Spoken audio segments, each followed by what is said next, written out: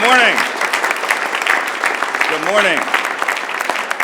Good morning, everybody. Thank you very much. I'll just start out by saying, how about them Ravens? Yeah. Man, that was great. Great game.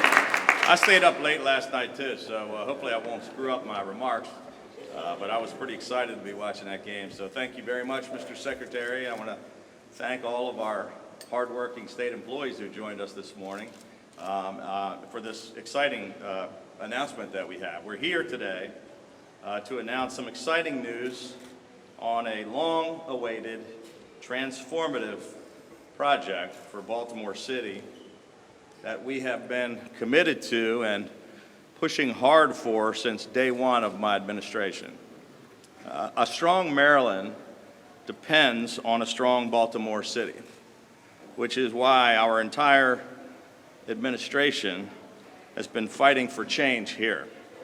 Through Project CORE, we have invested in the removal of more than 4,000 blighted buildings, and we have leveraged $1.8 billion in private and public investment for community redevelopment projects.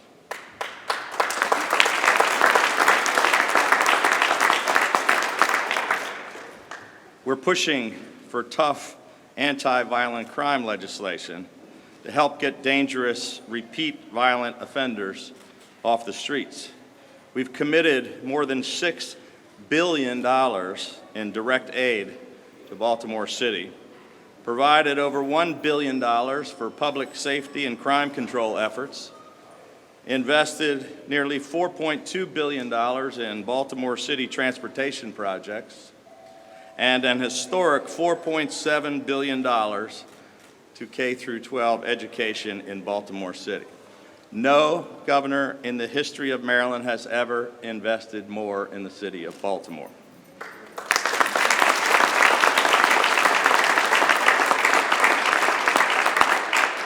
Now today, we are finally able to take another important step in the revitalization of Baltimore City. After more than 15 years of inaction, obstruction, and failure, we are finally able to move forward on the redevelopment of the State Center project. Soon after I became governor in 2015, I committed to making the redevelopment of the State Center project a top priority of our administration. Unfortunately, the previous administration had gotten the state mixed up in a disastrous failed deal which never made any progress at all, which was economically infeasible and legally improper. This imaginary potential deal was predicated on absurd proposed capital leases at 3 times the market rate, which were not only never entered into by the state, but which had in fact been unanimously rejected by the Board of Public Works. In spite of that, we have had to waste years trying to extricate the state from this failed deal with these developers.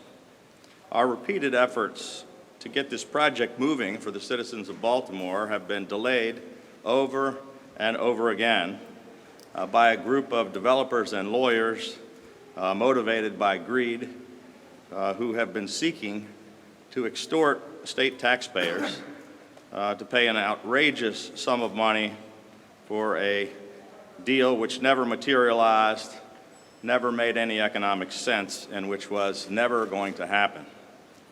Attorney General Frosch and his team have been working tirelessly to free the state from this obstruction. While waiting for the lawsuits to make their way through the courts, we continued to move forward with the steps that we were able to take.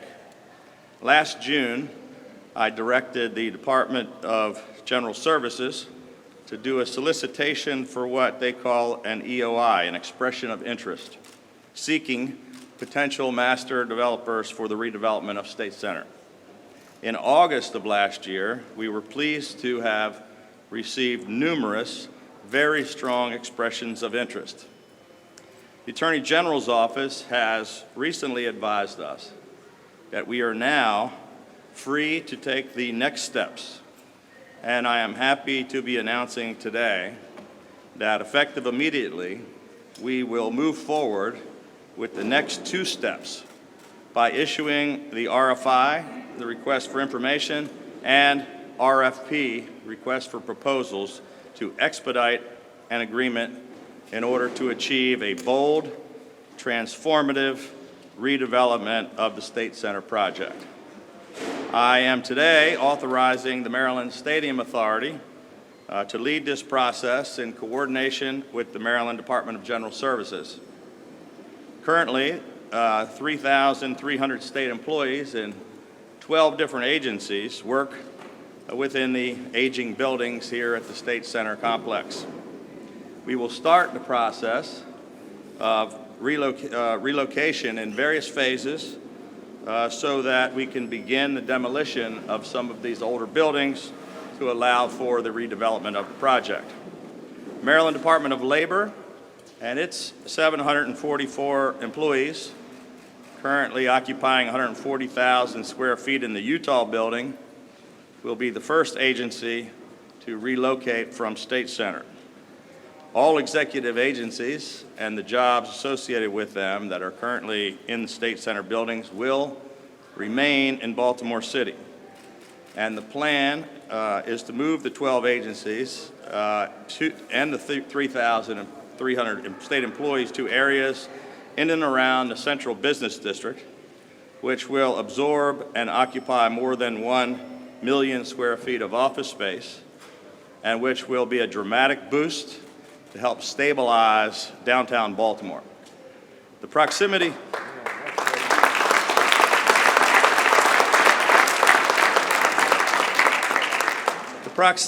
of the State Center site to premier institutions, including the University of Baltimore and MICA, and vibrant communities like Bolton Hill, as well as its accessibility to transit options, make this an ideal and attractive location for redevelopment and investment.